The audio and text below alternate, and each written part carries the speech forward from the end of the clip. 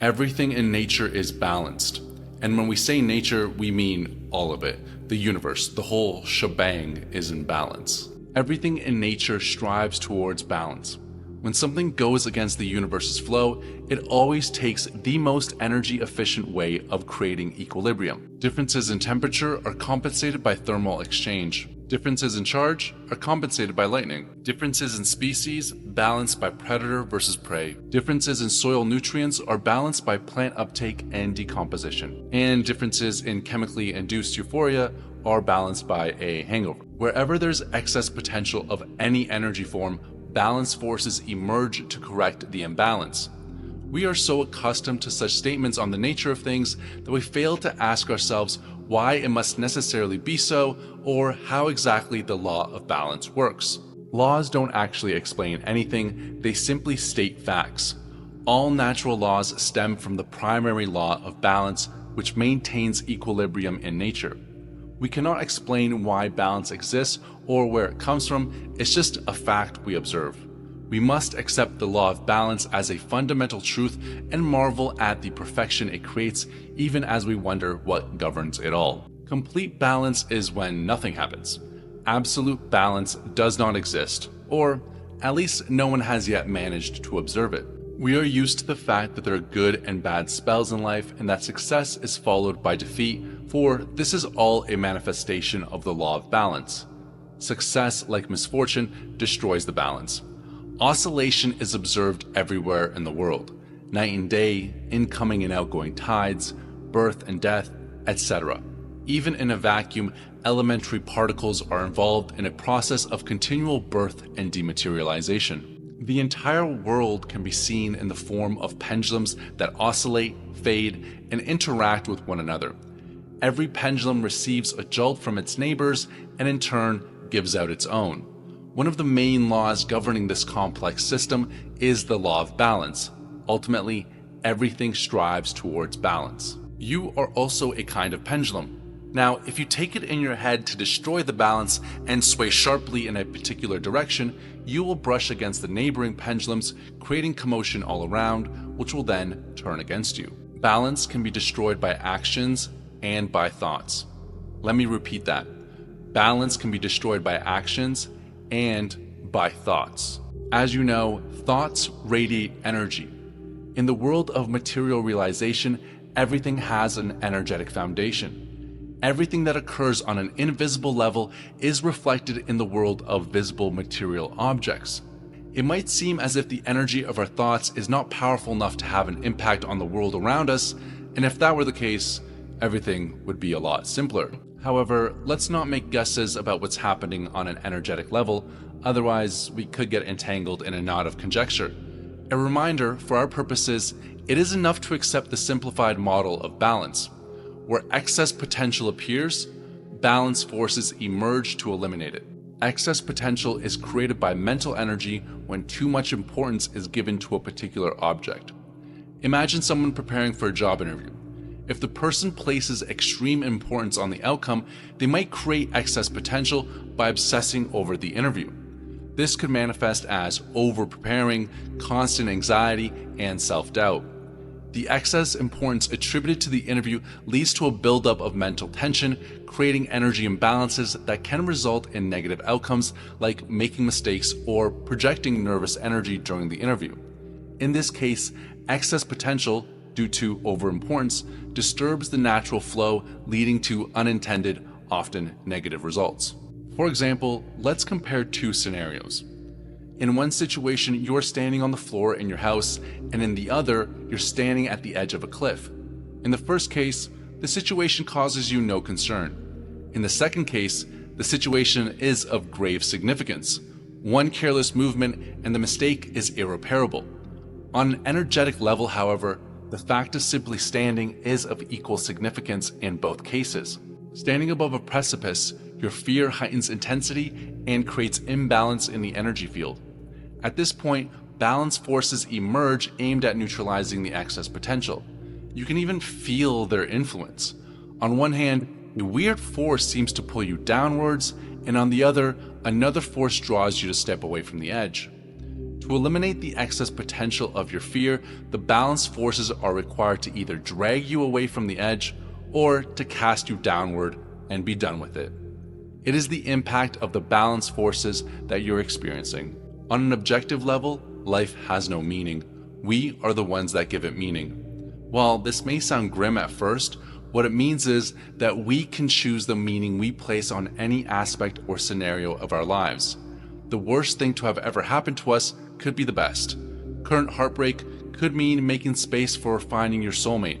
Also, could your soulmate ever really break your heart? Without you, the observer who places meaning on an event and turning it to a personal experience, it simply is, just is, and nothing more than isness. On an energetic level, all material objects are of equal significance. It is we that attribute specific qualities to them, such as good, bad, cheerful, sad, attractive, repulsive, kind, wicked, simple, complex, etc. Everything in this world is subject to our assessment. The assessment itself does not create imbalance in the energy field. Sitting in an armchair at home, you can make the assessment that sitting there is safe, but standing at the edge of the precipice is dangerous. At the moment of making the assessment, the situation you are considering does not worry you, and so balance is no way disturbed. Excess potential only appears in cases where the level of importance attributed to the assessment is excessive. When we place excess importance on something, we lose the ability to assess it objectively.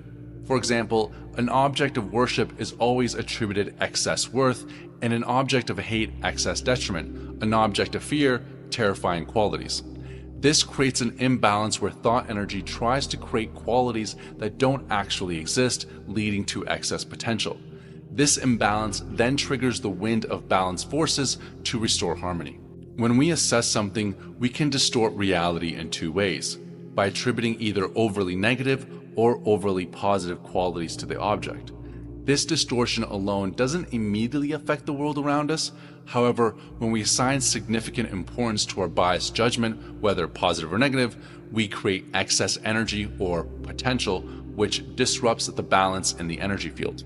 If the bias of assessment distorts reality in a negative or positive way, but the level of importance is low, then excess potential is neutral and there's no cause for concern. That said, if the level of importance to that particular distortion of the object is high, then excess potential is high and balance forces will come in to intervene. It is only importance that the assessment has for you personally that enables your energy to be transmitted to it. Some examples would be when someone overly idealizes a romantic partner, attributing them with exaggerated positive qualities, they create excess potential in the relationship. This imbalance might lead to disappointment when reality does not meet their elevated expectations. Another example is when someone attributes too much positive value to material wealth, they'll generate excess potential. This will likely lead to anxiety, stress, or unethical behavior in acquiring and keeping said wealth. Excess potential is invisible and intangible, and yet it plays a significant and even insidious role in people's lives. When balance forces eliminate excess potential, they can generate a myriad of problems. Paradoxically, the end result is often the exact opposite of the original intention, and people do not understand why this happens. It is this phenomenon that sometimes makes us feel as if some unknown dark force had a grip on our lives, like Sod's Law, which is the British axiom of Murphy's Law. We touched on this when we were discussing why people get what they do not want rather than what they do want. Some people believe total dedication to work guarantees success, but this can disrupt balance. Overloading one side of the scale with work while neglecting everything else creates imbalance, often leading to unintended consequences. While extra effort can help in moderation, pushing yourself to exhaustion or becoming a slave to your work only backfires. Maintaining balance and working within the limits is key to avoiding negative outcomes. On an energetic level, prioritizing work over everything else creates excess potential. Everyone has values like family, friends, hobbies, and when work outweighs all others, nature seeks to restore balance. Balance forces may intervene in unexpected ways. Illness could force you to slow down, or depression might result from constant self-pressure. Maintaining balance among your values helps avoid these outcomes. The voice of the rational mind shouts, "Come on, you must earn more money," while the soul or the subconscious objects, "Surely this is not why I came into this world for, to suffer and to torture myself. Why bring this on?" Eventually, you'd become chronically tired, and any plans to be more productive would have to be forgotten. You would probably end up feeling that you were banging your head against a brick wall, getting nowhere fast. When people place too much importance on their work, they often find others achieving more with less. The more someone over-prioritizes their job, the more problems tend to arise. By lowering expectations and easing their attachment, people can significantly reduce these issues and work more smoothly.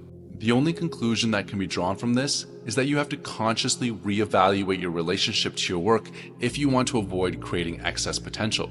It is essential to have free time in which you can do the things you enjoy. People who do not know how to switch off and relax do not know how to work well either. When you arrive at work, detach yourself. Give your head and hands, but do not give away your heart. The work pendulum wants all the energy you can give it, but you did not come into this world to simply work for a pendulum. Your efficiency at work will be noticeably increased when you stop creating excess potential and free yourself from destructive pendulums. Match detachment with integrity. Avoid small mistakes or lapses that could allow others to accuse you of being careless or irresponsible. Fulfilling your responsibilities with integrity is key. Detachment doesn't mean slacking off, it means acting calmly and efficiently without creating excess potential. This protects you from being drawn into negative situations. Some colleagues or friends may sense your emotional detachment and look for minor errors to criticize, even if they are harmless, like being slightly late or forgetting something small. To avoid this, ensure you handle your responsibilities diligently, giving no one reason to reproach you. This balance is guided by your inner guardian, a part of you that observes your actions and ensures you act with integrity while staying detached. It's not a split personality, but a mindful awareness that helps you navigate challenges effectively. Some might say that throwing yourself completely into your work is, on the contrary, a wonderful thing. Of course, it depends what your work is.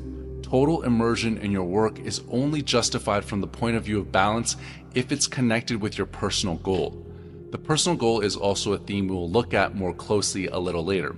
If you love your work because it coincides with your personal goal, then it can serve as the tunnel that leads to success. This kind of work nourishes your energy, bringing joy, inspiration, and fulfillment. If you are one of the lucky ones who can confidently say that they feel this way about their work, then you have nothing to worry about.